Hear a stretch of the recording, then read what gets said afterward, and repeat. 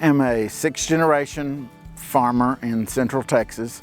The place that I currently do most of my farming has been in my family since 1917. I am Sterling Goolsby.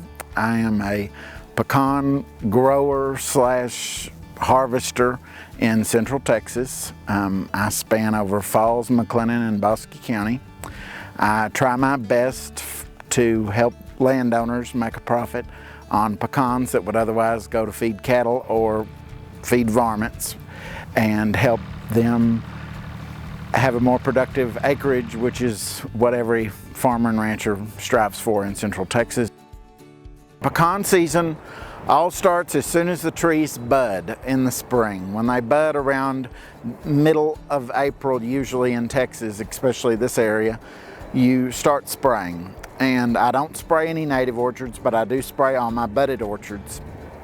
And that entails, it keeps the bugs and the fungus out of the pecan throughout the season once you spray in the spring, and then you spray in mid to late summer, especially if there's a lot of humidity, just to keep fungus out.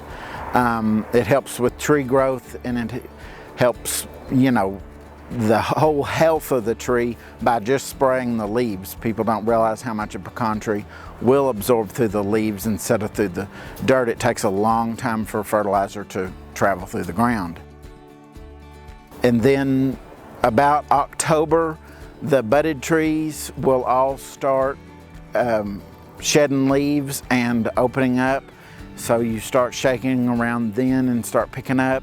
In the budded orchards, the natives, you have to wait till after a frost. Once you have a freeze, or at least 3 or 4, natives are all on, but you spend pretty much the entire fall cleaning up underneath the trees, keeping the orchard floor clean, because the biggest part of pecan harvesting is having a clean orchard floor to pick up from under.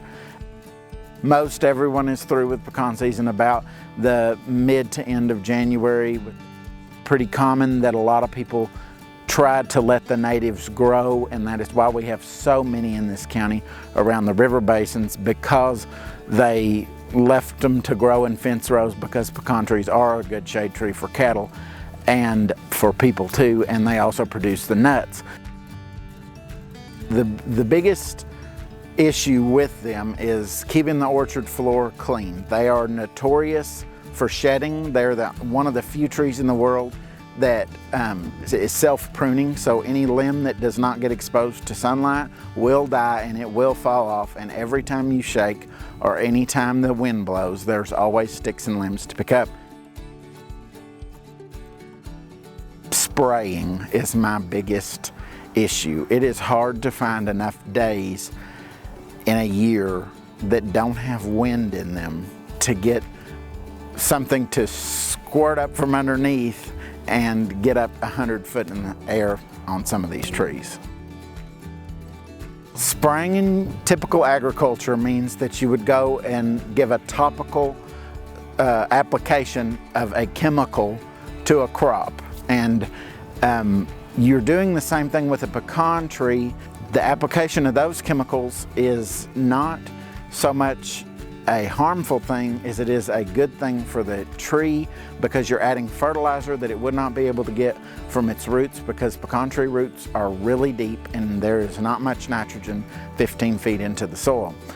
It is also a quick way to get rid of any pests that are embedded in the bark, in the leaves, or in the what you call the bud of the tree.